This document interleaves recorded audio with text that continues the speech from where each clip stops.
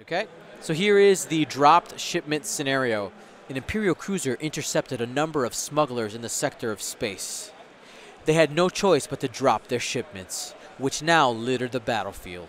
Follow the rules below for all 3 games of this event, with one player deploying their ships in the green area and the other in the yellow. So we have our setup, alternate setups in each round. Place tokens.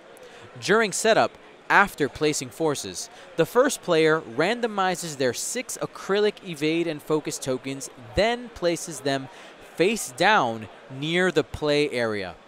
In player order, it's important, in player order, players take turns choosing a token, face down, without looking at its type. Place it face down in the play area. Tokens must be placed beyond range 1 of each other, each edge of the board, and every other ship. Tokens cannot be placed at range 0 of obstacles. After a ship moves through or overlaps a face-down token, the token is revealed. You flip it face up. That ship gains a token.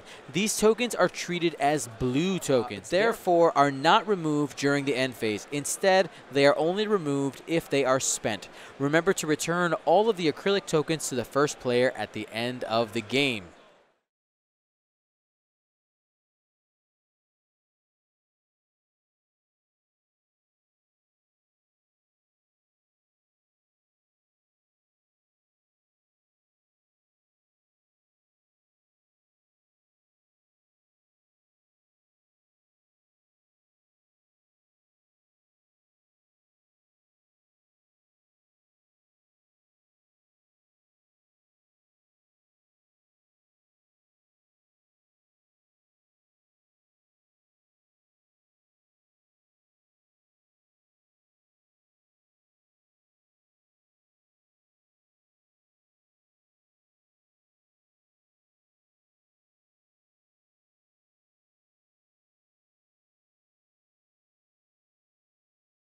So we're getting the timer started here.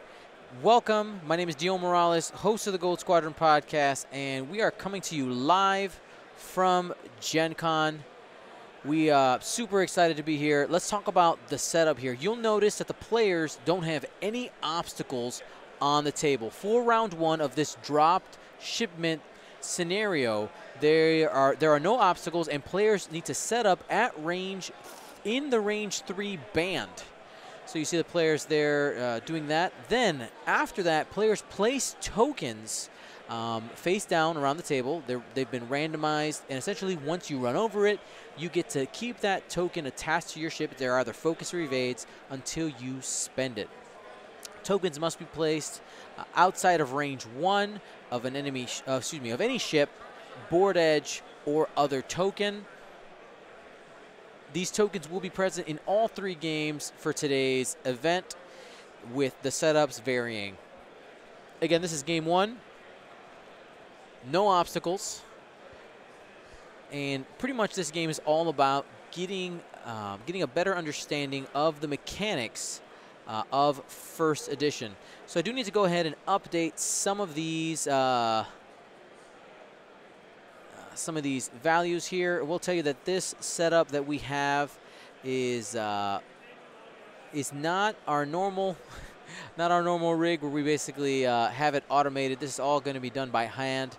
So excuse me for any mistakes that might happen along the way when it comes to tracking health. It does have to all be manually adjusted. So we're gonna, oops, I have Dutch Vander up there. Let's go ahead. It's Darth Vader, not Dutch Vander. Oh, where's Vader? Is he at the end? There he is. All right, Darth Vader. You see them setting dials here. So the advanced has 3 hull and 2 shields. TIE Fighter has 3 hull. Let's go ahead and update that. Y-Wing there should have 2 hull. 2 shields, 6 hull. And Luke Skywalker with 4 hull. and 2 shields. So Justin Battenberg is out of the Knoxville, Tennessee area. Gloria Kim, I think she said it's M, Missouri, Minnesota. Those are totally different. I'm so sorry, Gloria. I don't remember. You guys were just talking to each other. I overheard you guys speaking. So anyway, we're playing a, well, you see Gloria going ahead doing that too hard. She does land on the token. So it gets assigned, and it is a focus token. So you see the players use their cardboard to mark their actions throughout this event. The acrylic ones are, oh, missed.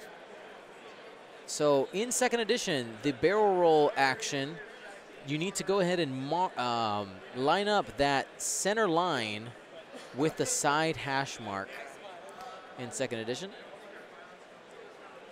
Just focusing there. Lots of small things have changed with second edition. One thing that they do have here available for players to look at is the rules reference. Lots of small, interesting things available to read there. We'll talk about that at another time or as it arises during the game.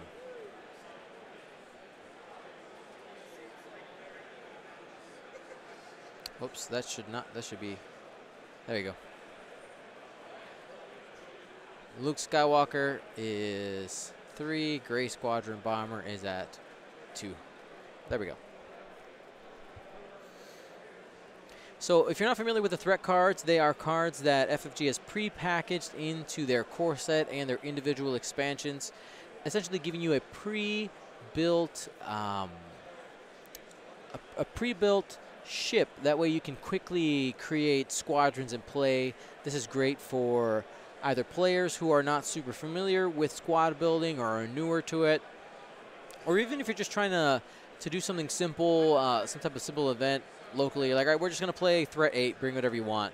Sometimes that's just an easier way to do it. It also gives you opportunities and access to abilities and cards that normally you wouldn't. When I was talking to Frank Books yesterday during the media event, one example that we did talk about was that the Fang Fighter, for instance, on their quick build cards has access to a modification slot, while, as you saw from the points reveal that was put on FFG's website, there is no modification slot on the Fang Fighter.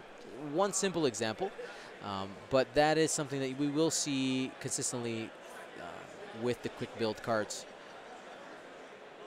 Alrighty, so that Y-Wing sweeping across should nick that and has an evade.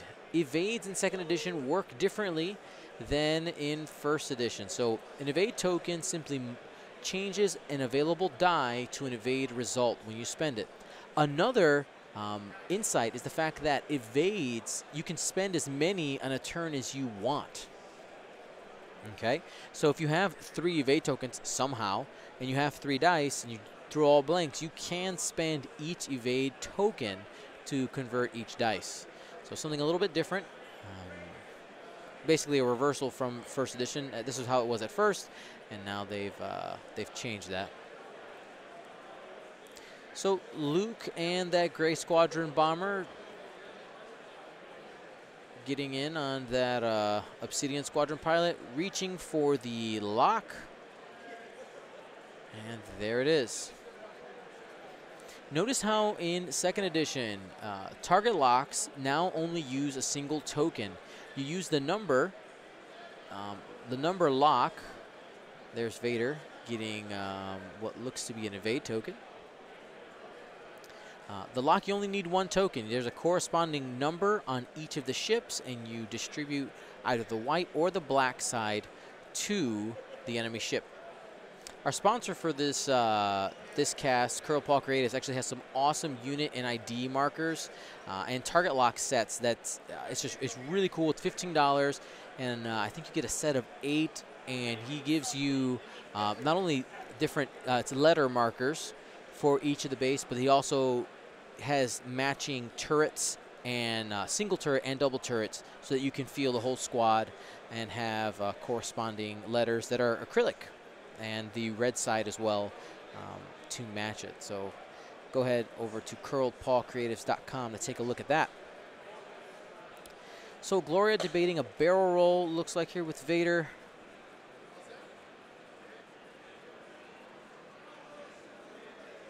All right, so there we go. The barrel roll has been changed in 2nd edition. You can see them, just a reminder, you must line up that center hash mark now when you do a barrel roll, and then you can move from center to center, or from center to front, or center to back. It limits the amount of movement you do get when it comes forward or back, making the barrel roll essentially focus more on the lateral movement. So Vader reaching for what looks to be a lock and fails that action. Actions can fail in 2nd edition. Here is Luke firing what looks to be a, this is just a range 3 attack. I'm gonna have to go adjust that camera here real quick. Spending the focus for 2 hits.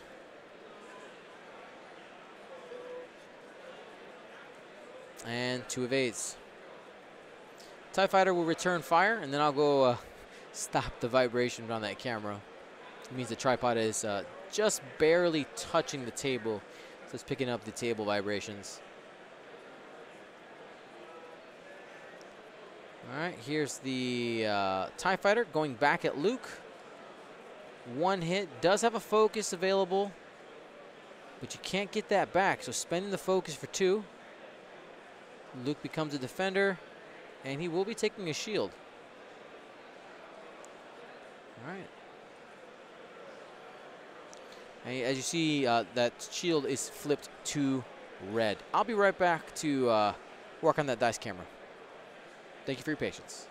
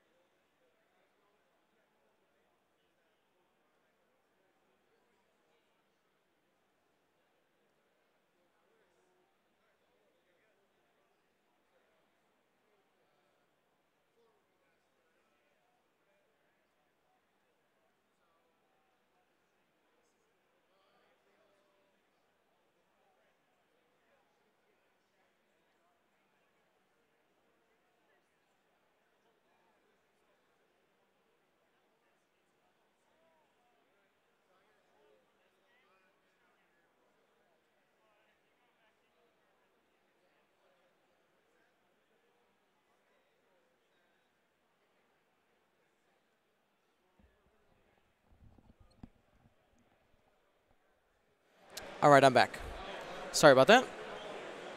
I'm doing an adjustment here.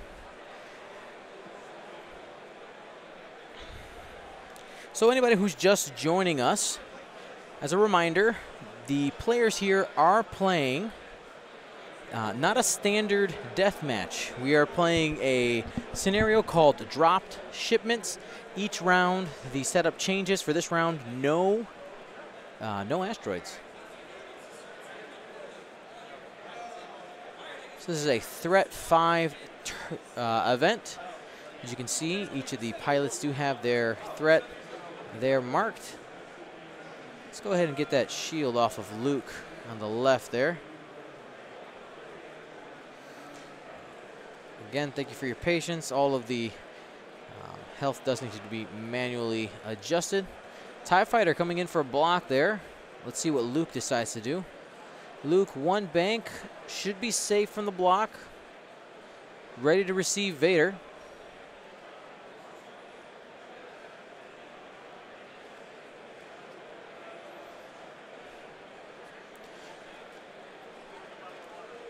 And just as a reminder, the Force are those purple tokens you see on top of Darth Vader and Luke there. Can be used many different ways.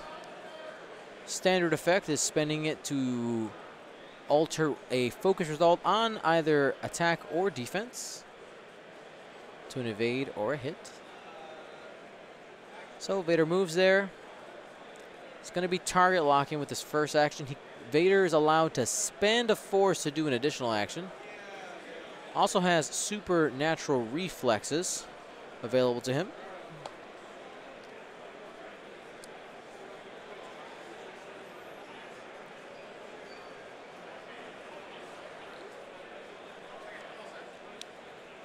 So, looks like it's time for attacking. The advanced targeting computer allows the TIE Advance to throw an extra attack die when attacking. So a total of 3, as long as the enemy is target locked.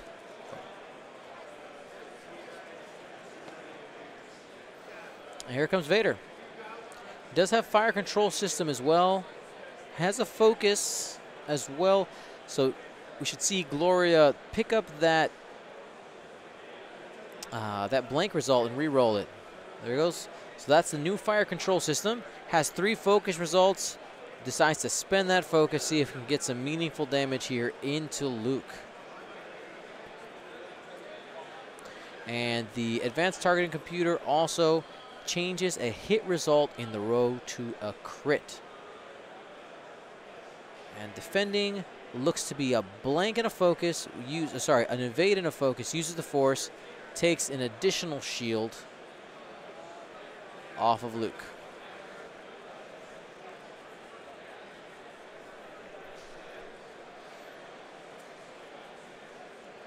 Now Justin has some decisions to make. Luke looks to be firing range 1 at the Obsidian Squadron pilot. Has a focus. Has a target lock out there on the Obsidian as well. Looks to be spending the lock, or just leaving it at 2. Leaving it at 2. Spends the evade. Will be taking a hull damage on the Obsidian.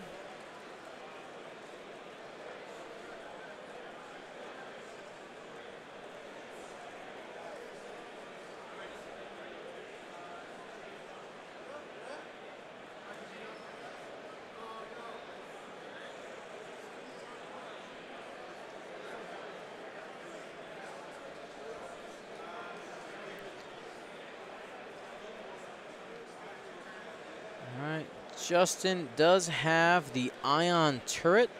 Ion turret must be fired out of the mobile arc. Excuse me, it's not called the mobile arc, the turret arc. Wherever it's pointed. Looks to be discussing the difference between range bonus and not range bonus. There's that little missile icon underneath the range when there's no range bonus. So that's range 1, excuse me, not a range 1, that's a proton torpedo, what it seems to be.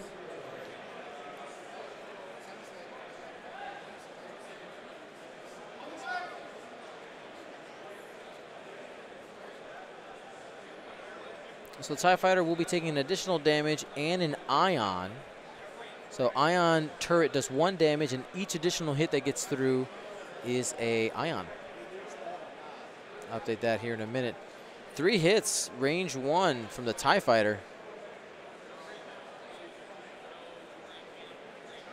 He'll use the Force and takes a card. R2 can't fix that.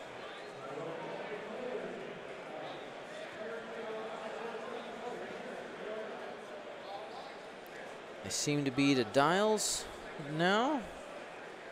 So Luke's down to 3 hull. So here at the end phase, what we should see Justin doing is flipping over that Force token. That's something we're going to have to get used to with having Force available. All of your charges, anything that regenerates, flips at the end of the end phase, end of the turn. Doesn't happen at the beginning of the next turn. It's the end. So before dials do happen. So let's update that Obsidian. Obsidian should be at 1 hull now. Vader is still full. Everything else seems to be correct. And I accidentally changed that to Jack Porkins. My bad. It's Luke Skywalker.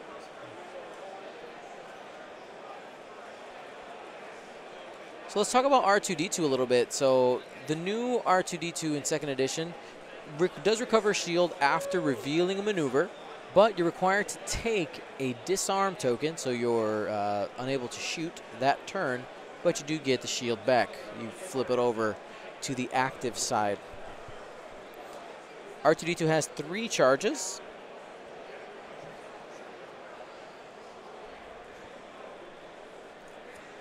That gray Squadron bomber is equipped with the R5 astromech, which, if I'm not mistaken, let me just go ahead and just double check. I have my pile of cards here.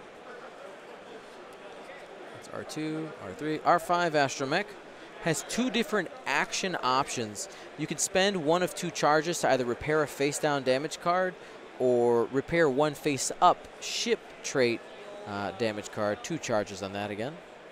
But Justin's gray has not been touched yet.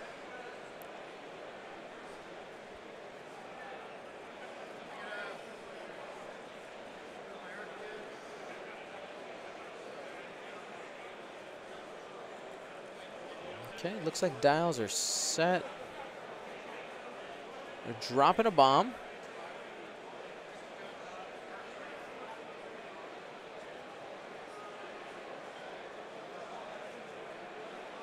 Now, it looks like Justin does have initiative here. He's going to be doing a 2 bank.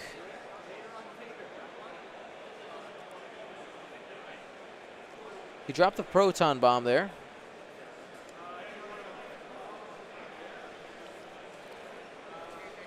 Proton bombs deal 1 critical damage, so if a ship still has shields, it would just hit a shield. But I think that TIE Fighter is going to be short for this world, depending on how that measures up from the bombs of the TIE Fighter. It's going to be close, because it does only have 1 hull. It was ionized last turn. Ion token should leave Gloria's TIE Fighter. See it sitting down there. Luke seems to be closing his S-foils. When you close S-foils, you get the boost action. You also get the focus into boost action.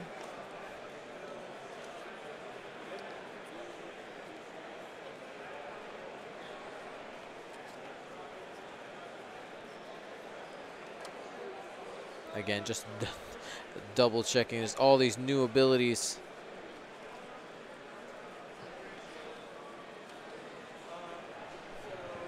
All right, so there's Luke. 3 banking. Close the S-foils. We'll see if he decides to do a boost here. He does not. Just keeps it for later. He has some toys to play with. It'll keep Gloria guessing. Decides to do the boost action there. Again, focus and then linked action to boost.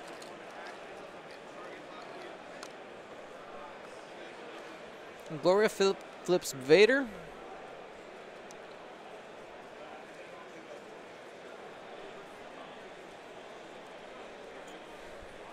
Seems to be a hard turn into the Y-wing. Might be bumping. And from the looks of it, yes. So this is, while Justin doesn't have a shot with, with Luke, he also made it so that Vader cannot shoot him. The bomb was in range 1, so that kills the TIE fighter. So we'll go ahead and update the health there.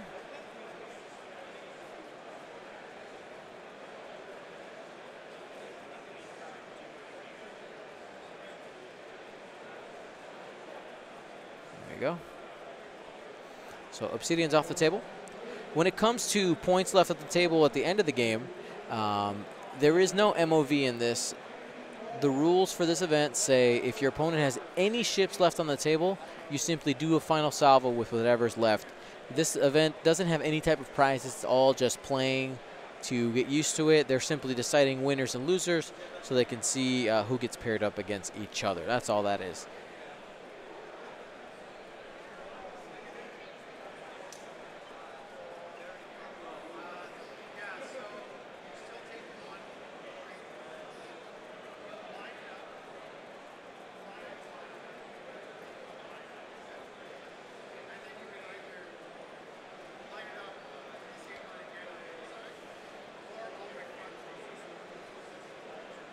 So it looks like Luke recovered a shield there.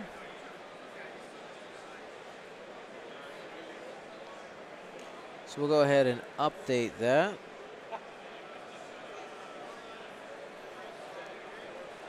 So 1 shield, 3 hull. Remember, the X-Wing now has 4 hull. It's one of those small second edition details that we have to get used to. 4 hull on the standard X-Wing, as there is no more integrated astromech.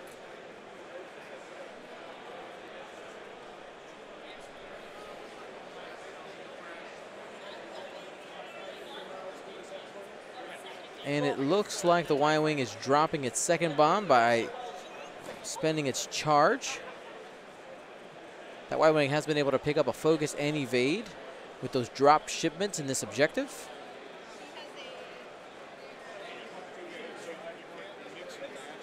Then reveals the dial.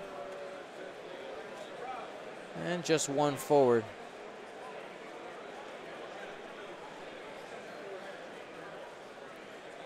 Still has an action. His turret arc is currently pointed what looks to be to the front. Might get some rotation here.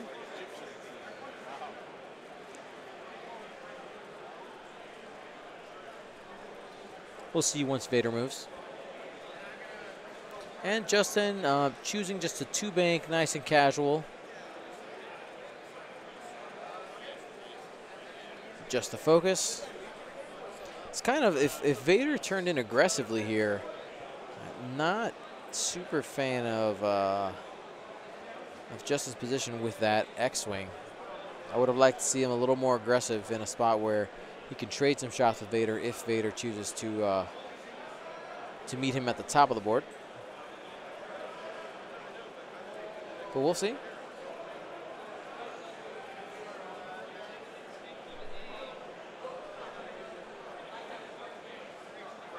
All right, so got a barrel roll from Vader using supernatural reflexes. Essentially, supernatural reflexes gives you, advanced sensors. We'll go ahead and read you that card. Supernatural reflexes say, before you activate, you may spend 1 force to perform a barrel roll or boost action.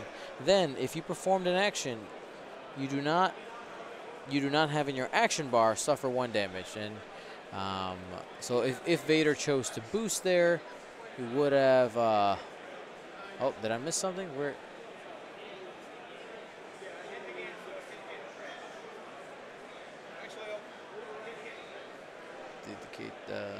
Okay.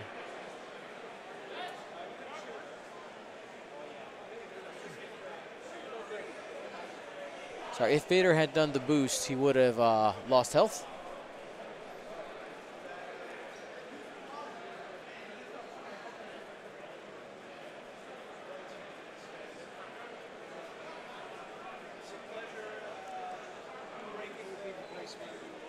And the bomb goes off. Vader suffers a critical damage, still has shields, just loses one of his 3 shields. Should have only 2 shields. So, I think.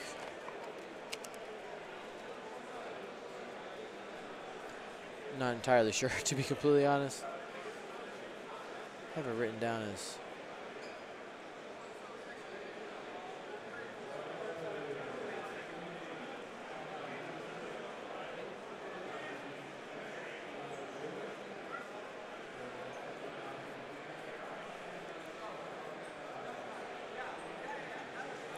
I don't have enough internet signal to double check that. I was pretty sure that the advance started at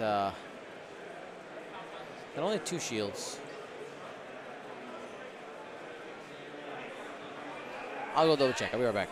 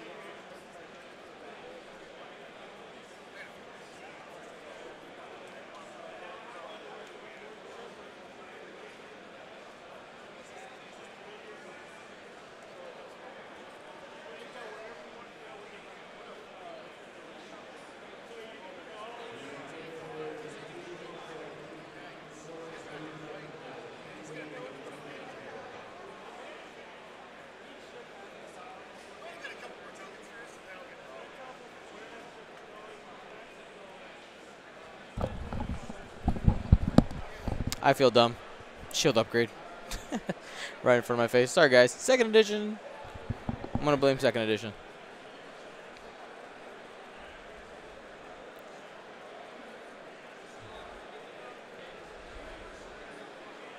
Vader doing the barrel roll, starting at that middle hash.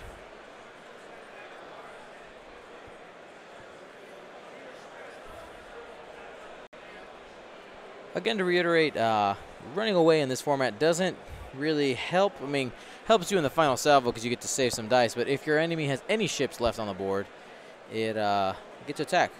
As you can see, the mobile arc there is pointed to the left side, but it's outside of range of the ion cannon turret.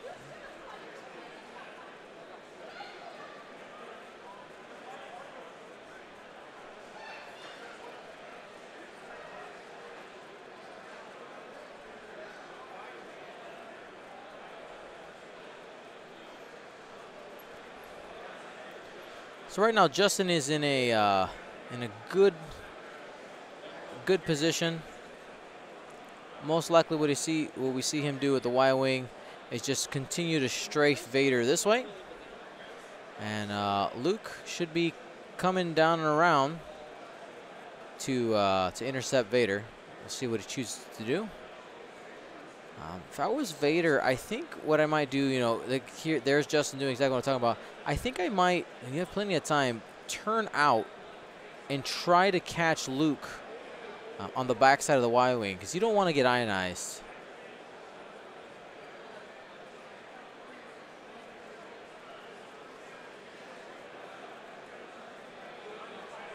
And there's Luke. Wings are still currently closed. So he does have the boost action.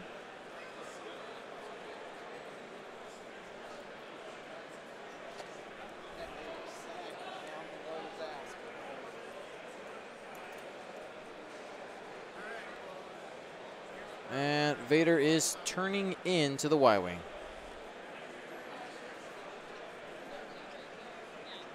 So it seems to be range 3 from the Y.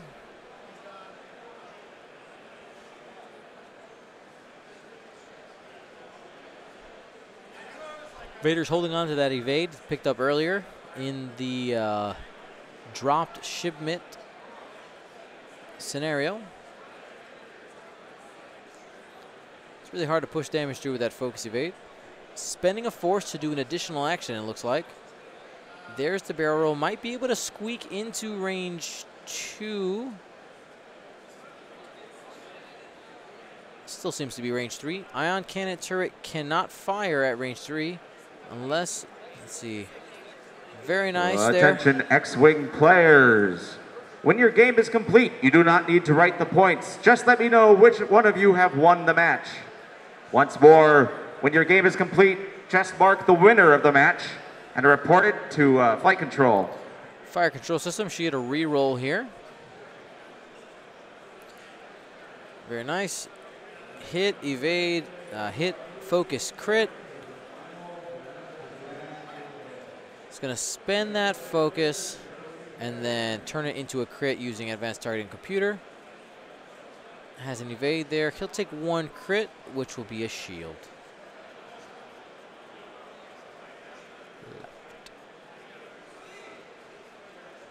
So down to 1 shield on oops.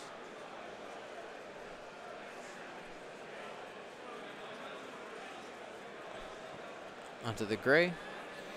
Let's see. It looks like Luke has regen as when he moved away. Again, R2-D2 still does regenerate shields, but is limited to 3 times. 3 times a game. You can see the R2-D2 there does have 2 of the 3 charges spent.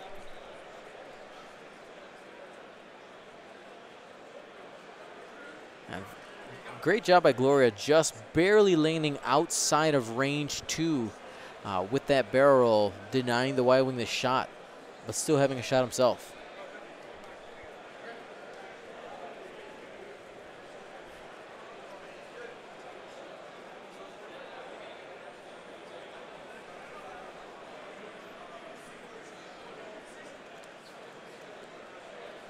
So looking at some of the options that these players have here, I definitely expect Justin to just kind of continue his, trying to use that mobile arc. There it is. Just 1 forward. That is a wide array. If Vader did not try to sneak up through the back, he should be getting punished here by Luke and the Y-Wing. Luke probably just has a 1 or 2 forward, just keeping the arc nice and wide. Jack Simmons, okay. Please report to flight control. Jack Simmons, please report to flight control. So essentially, what he's done with his ships here, he's created this giant arc. Well, that angle I just did was terrible. Sorry. He's created this giant arc for Vader to try to escape. So we'll see what Vader does here. Can he get to? There's kind of a safe zone, a little bit right here. If he can get there, right there. That's where he wants to be. I don't know if he can get there. Well, there's some supernatural reflexes there. Spending a force to do a boost or barrel roll before he activates. It's going as far back as possible, making sure to start on the hash mark. Here comes the maneuver.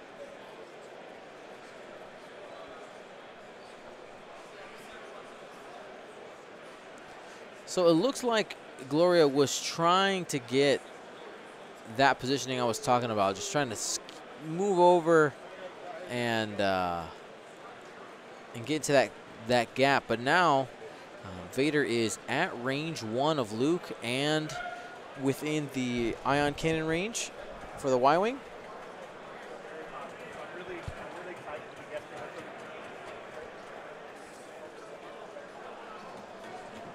Here's an Afterburners.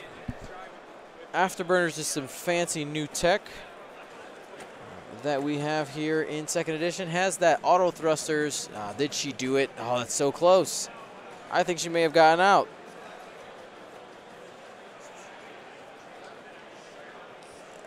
you got a couple of charges there on afterburners, and it allows you to perform a boost after executing a maneuver. So seems to have arc dodge. Vader doing what Vader does. Very nice job by Kim. Here we go. Range 1 from Darth Vader. Oof. Doesn't have a target lock out there on Luke. Kim thinking about her options.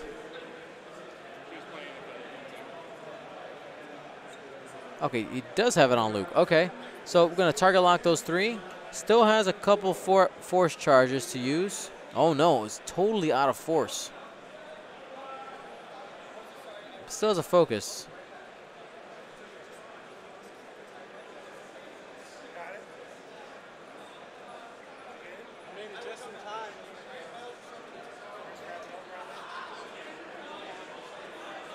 So they're reading through some of the second edition stuff. So just turning that to a crit.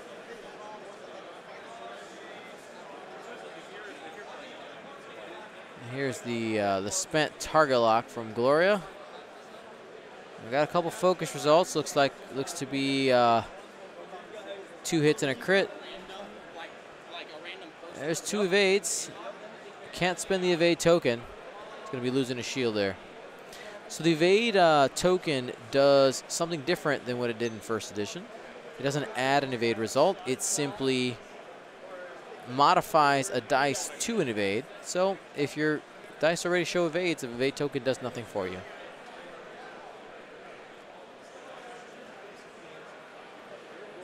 Great arc dodge there by Gloria. Got right in that pocket. So now Gloria still has that evade on Darth Vader. He's chipped away 2 of R2-D2's charges on R2-D2. Remember, the advance does have some new moves. Does have what's the thing called, a talon roll available to it if Gloria wants to shorten up a turnaround maneuver.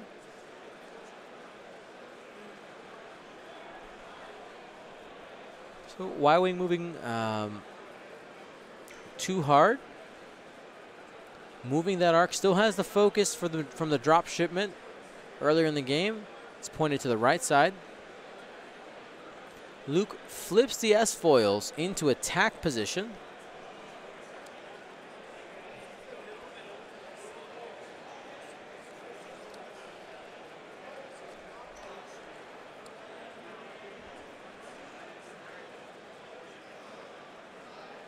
And spending a charge.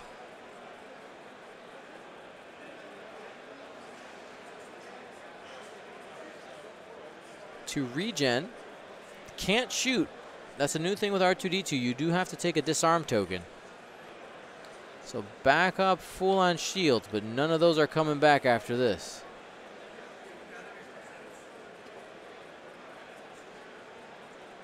Vader performing the 3 hard.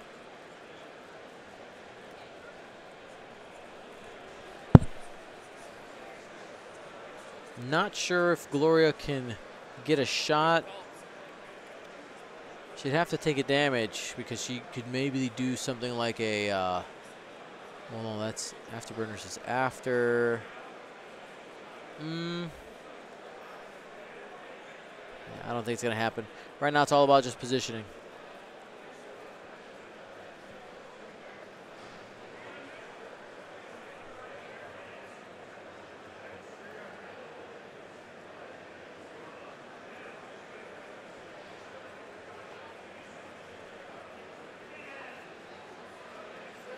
So just waiting on Gloria's action here with Vader.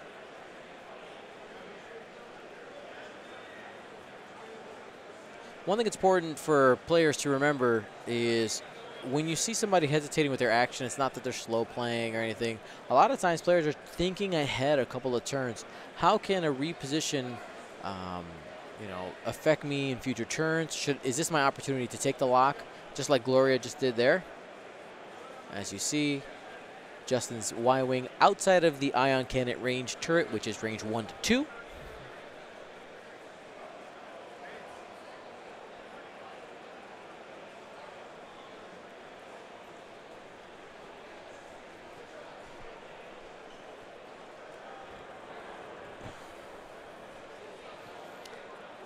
And we're back to dials. These rounds have been 60 minutes. In game 2 of this drop shipment scenario, players will be using 4 obstacles and setting up in the range 2 band. This one we started with 0 obstacles and set up in the range 3 band. Y-Wing continuing its track along the board. And Luke is currently stressed, so we'll have to do a blue maneuver to relieve it. 1 bank. A talon roll from Vader's looking real good right now. Let's see what Luke decides to do. You see the 3 hard template. Oh, there it is. Gloria just calling Justin on these moves here. Luke does have a focus. Vader's going to have the modification from Fire Control System, which is a single die reroll. Also has the advanced targeting computer to roll that additional die and change 1 hit to a crit.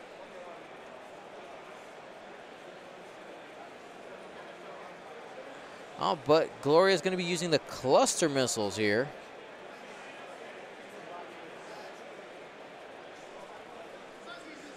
Or maybe not.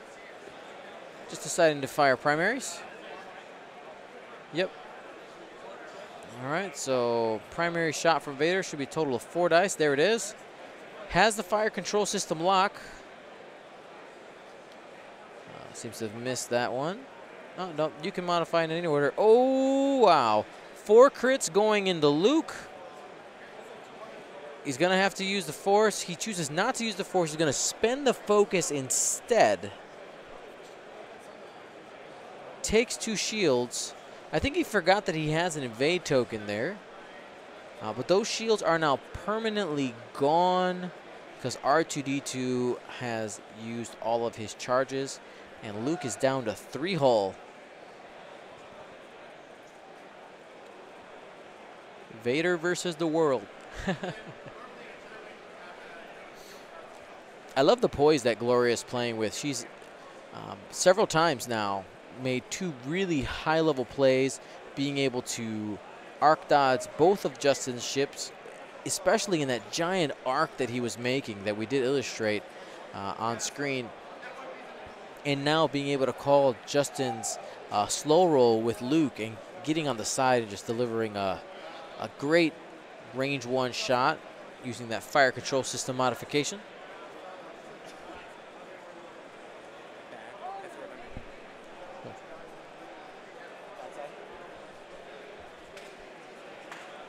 So Vader should be stressed right now, so we're looking for a blue maneuver to clear the stress.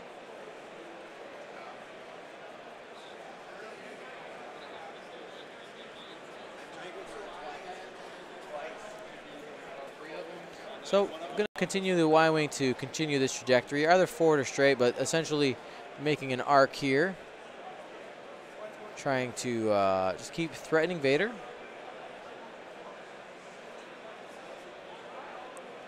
Luke has all the tools he needs to probably just do a K-turn. So he's facing this way.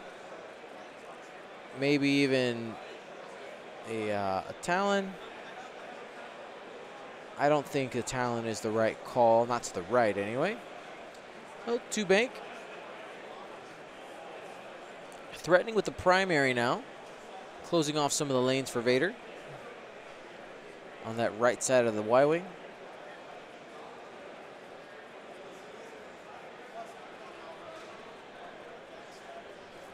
And a hard 2 from Luke.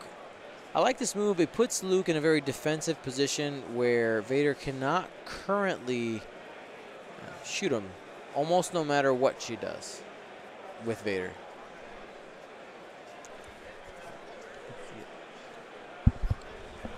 Put it on top so I can see it.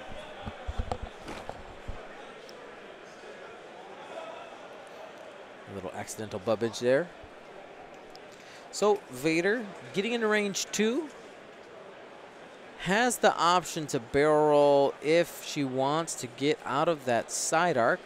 She's Currently, the side arc is where the ion cannon is, but choose to target lock. Spending a force, it looks like, to perform a second action, which is a focus. So focus, evade, target lock, all there from Vader.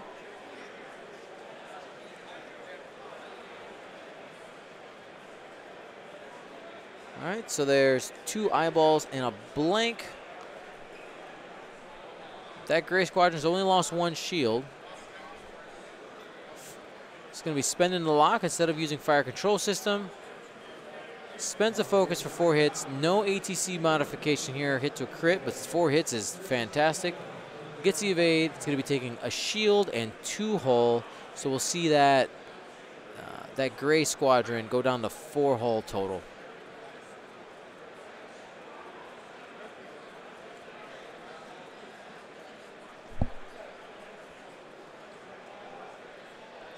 Here's the Y-Wing back at her, range 1.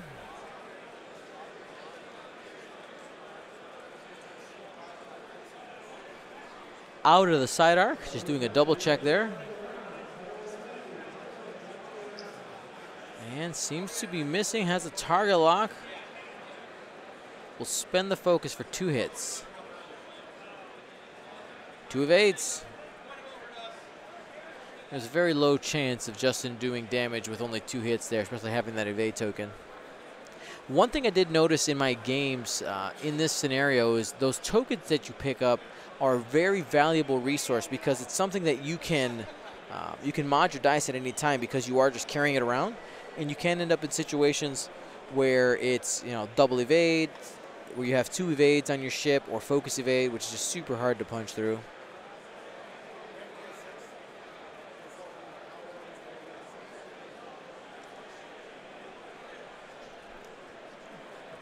Vader's in a pretty good spot to turn around if he wants to, the K turn or the Talon roll. I keep wanting to say Segnor's loop, or the Talon roll.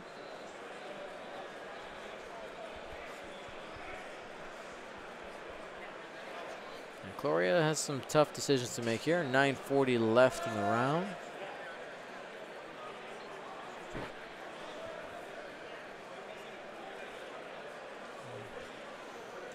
So the Y-Wing dropping its 2nd bomb here. So both of them are gone.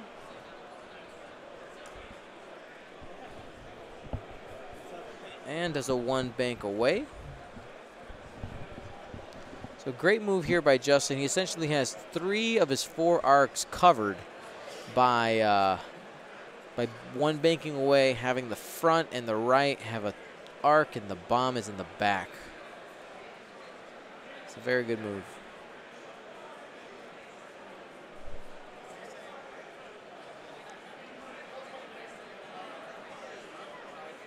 All right, Luke going to the left.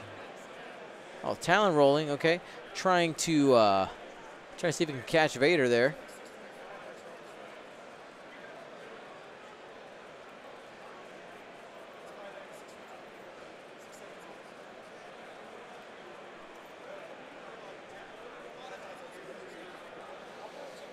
Still waiting here. Vader does have supernatural reflexes. That's what Gloria seems to be debating, whether or not she wants to perform a boost or barrel roll before she reveals her dial. And something as simple as doing a boost can really dramatically change your options and where you're going to be going.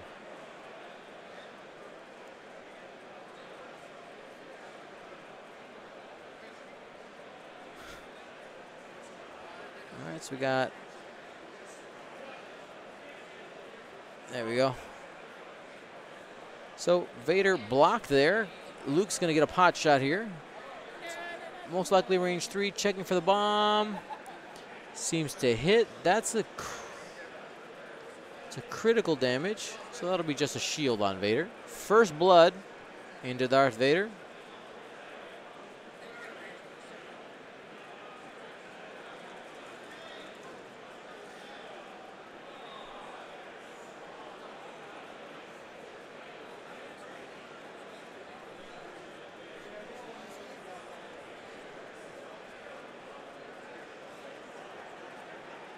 All right, and here comes Luke.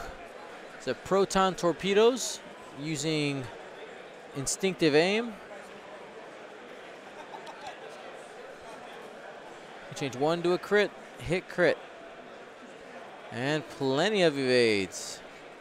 Let's go ahead and get rid of, oops, get rid of the shield for Vader.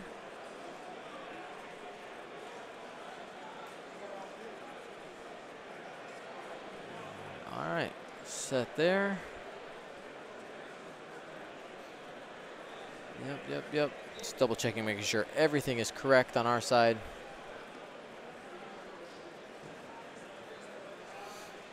So looking at, Vader is in a little bit of a tough position.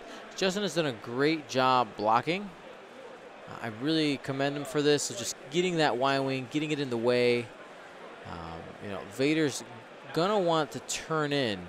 So we might just see that Y-wing just continuing to the top edge of that board edge, the top board edge, and then continuing back down once he reaches the corner if need be.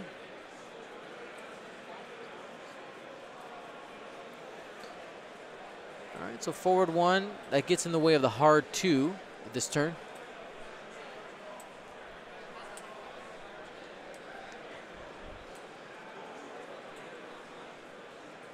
And there's the focus action.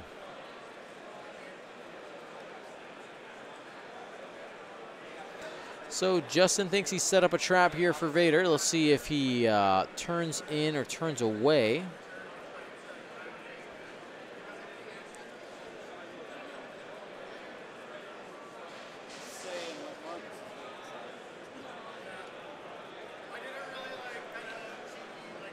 Alrighty, so this is Supernatural Reflexes barrel roll. So if Gloria did that too hard, should give her enough space to complete the maneuver and get an action.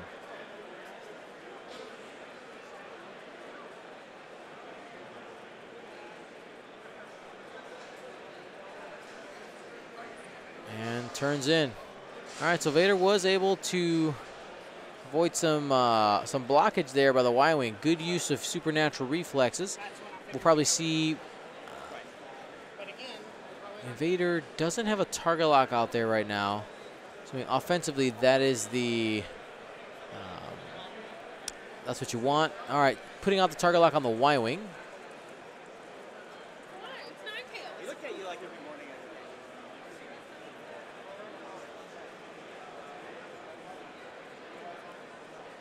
All right, he's got the target lock there on the Y-wing.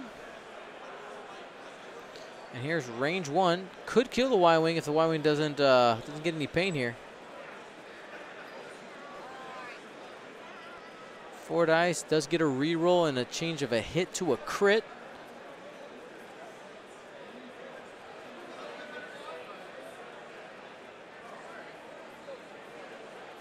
Air control. 2 hits and a crit. And has to decide whether to spend the focus or not. Looks like he's spending it.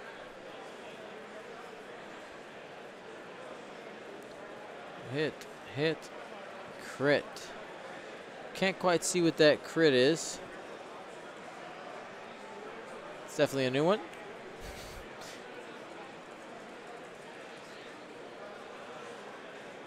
We'll go ahead and adjust that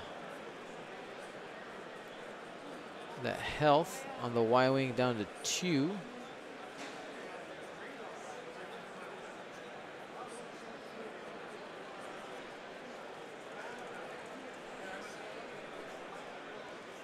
Just taking off the Y-wing health.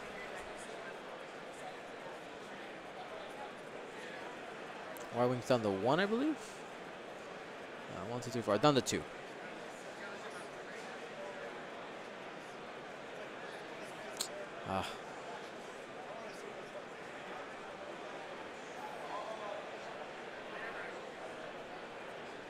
And this was oh, these are cluster missiles. That's what she's doing. Uses the force, gets to attack a secondary target.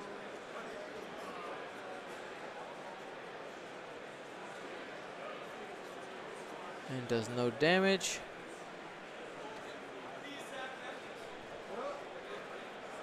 All right. Here seems to be the second proton torpedo. Spending the lock. No result there. Spend the focus for 3 hits. And a crit from ATC. And hit crit are going to go through on Vader. There's nothing she can do. Well, has the evade there, so only takes a crit. There's evade. Sorry, I forgot about that. So that's just going to be a shield. Shields are down on Vader.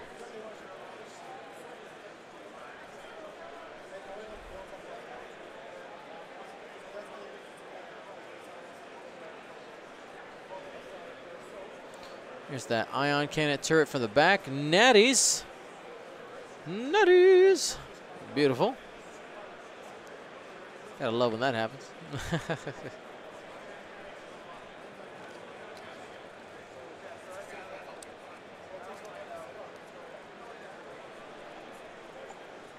So we're winding down to the last couple seconds of this introductory game. The next game, we're going to be starting at range 2 in the range 2 band and using 4 obstacles.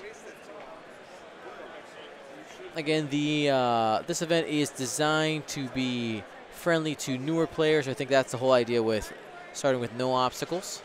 Though I'm actually a fan of always starting with obstacles, even with beginners. Maybe they should have started with 2, but to each their own. Like 1 each or something. They should be calling time in the round here any minute now. This might be the last round that they get to play. We'll see.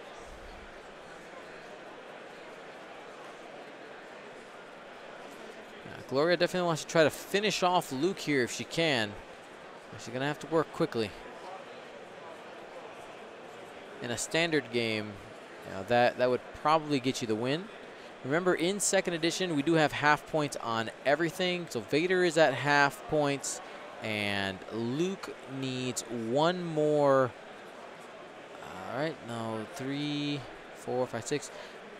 He needs, he's already taken half points as well. Here's the interesting Talon roll from the X-Wing. I'm not sure the reasoning for that. And Vader does now have a 1 forward. That would be absolutely devastating to something like an X-Wing.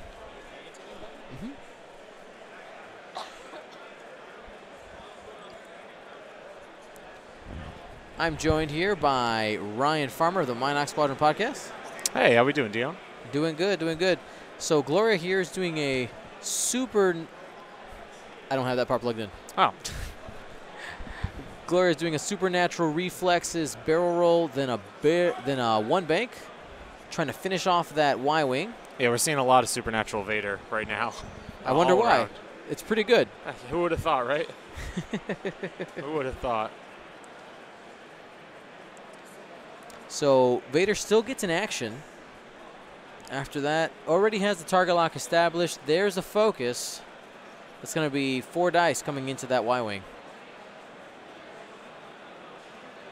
That supernatural Vader is so difficult to pin down. Like, if you're the opposing player on this, like, there's a decent build here that Justin has, obviously with Luke and the Gray Squadron bomber, but in taking out the TIE Fighter is good because you have numbers then against Vader. Yep.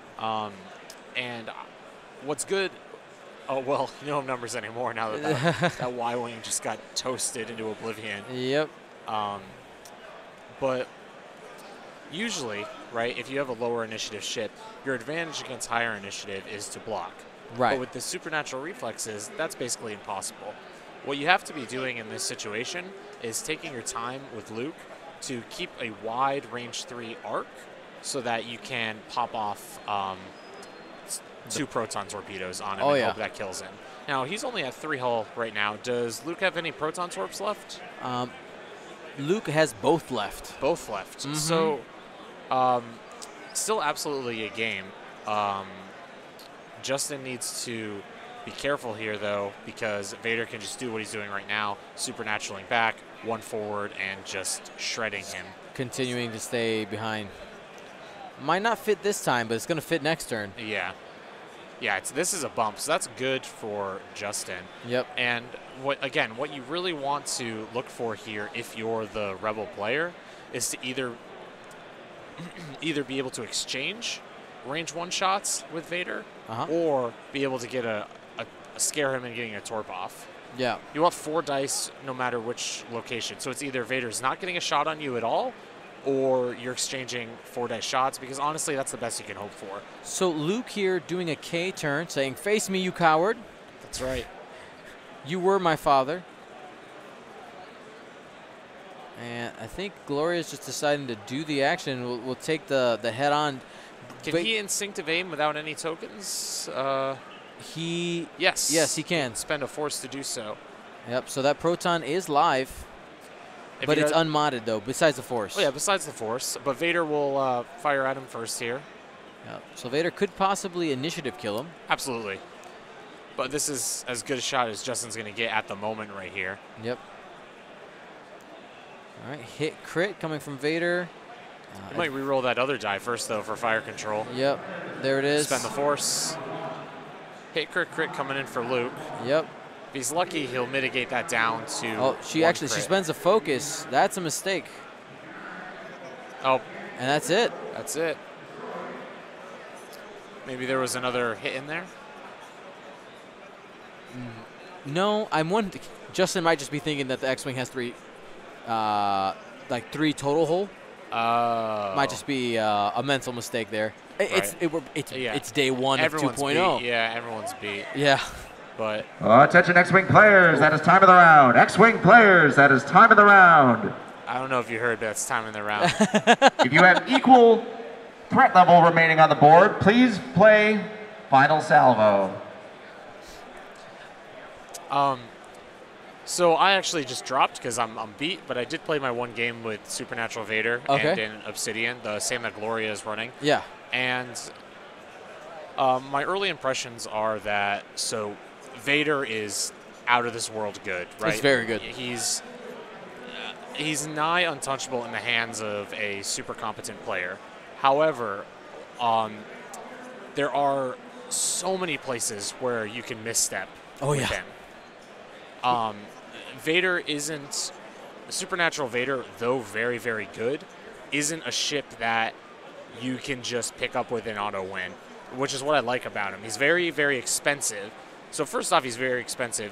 Once you have all those things on him, he's coming in close to 82 points. Yeah, he is the main chunk of your list. So if you lose 3 health on him, suddenly your opponent's gained 40-something points. I know.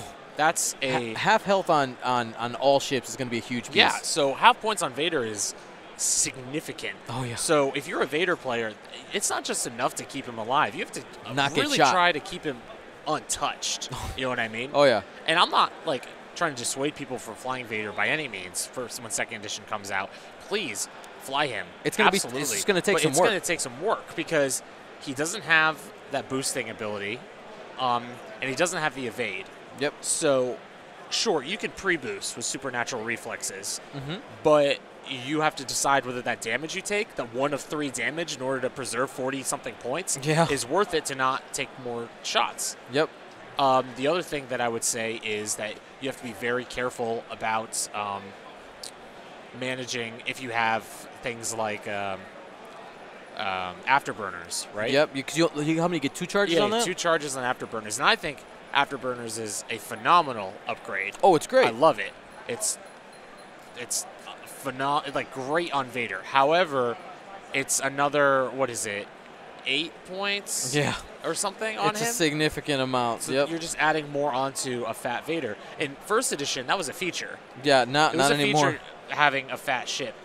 And I think in 2nd edition, it's going to be a really rude awakening when we have a lot of Vader players and they lose a game even though Vader's still alive on the board. Yeah, it's gonna be weird at first, for sure, for a lot of people. Now, before we go, we have round 2 coming up. Ryan, are you going to hang out? Oh, yeah. I'm going to hang out and commentate with you. All right, fantastic. So we got Ryan and Dion. I want to thank you all for watching. Remember, patreon.com/Gold Squadron, biggest group of supporters. Thank you so much. Also, thank you to Curled Paw Creatives. Oh. Yeah, I know. Yeah, that way. That way. They gave us an exclusive coupon code for Gen Con. It's Gen Con 18. You see it right there. It becomes active tonight at like midnight Eastern, and it's for $10 off of a $50 order. So essentially, you can get all of the tokens and that arc set that you see pointed right there, nice. all for $45, Wow. which is $10 off of all that acrylic is just fantastic. And the stuff looks great, and the double-sided focus and force, it looks so good. Yeah. So I'm super excited. We'll be back here with round 2 of our dropped shipment scenario. Boom.